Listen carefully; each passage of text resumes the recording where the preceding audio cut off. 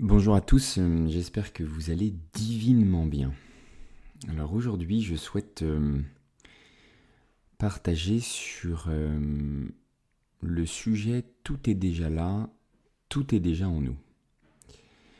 J'ai vécu une journée hier très énervée, très irritable, sans socle, sans sens, où j'avais l'impression d'être désuni, de ne pas être en lien avec ce que je suis, ce que j'ai l'habitude de vivre, ce que j'ai l'habitude de ressentir.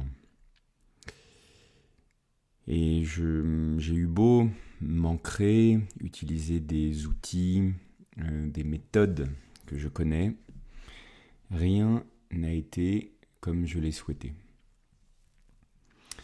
Est-ce que vous avez déjà vécu des périodes intenses d'épreuves, d'expériences de souffrance, comme par exemple un enterrement?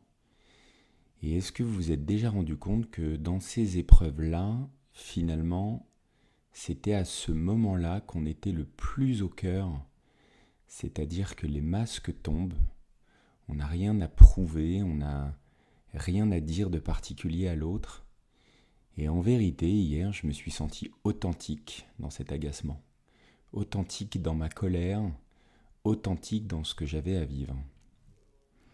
Je me suis rendu compte qu'il y avait une partie de moi qui était en colère envers le divin, envers cette partie divine en moi aussi, envers toute cette expérience vécue de cette vie-là, peut-être d'autres, où j'ai beaucoup œuvré, j'ai expérimenté, et toutes ces vies où j'ai pas trouvé la clé.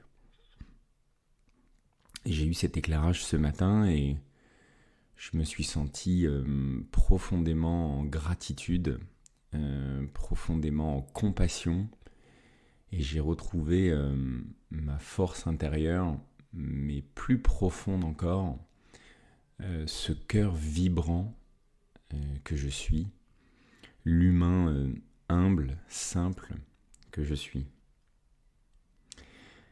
J'ai juste envie de poser cette question: on résiste à la souffrance, on résiste aux expériences, aux épreuves.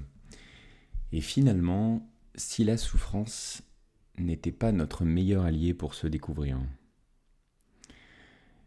est-ce que nos ennemis ne sont pas nos plus beaux enseignants?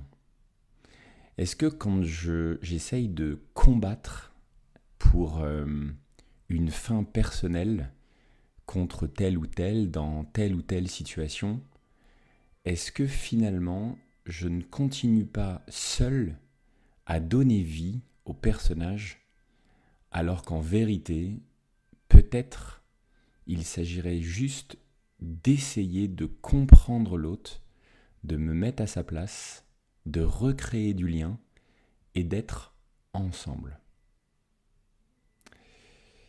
Je vous souhaite une très belle journée.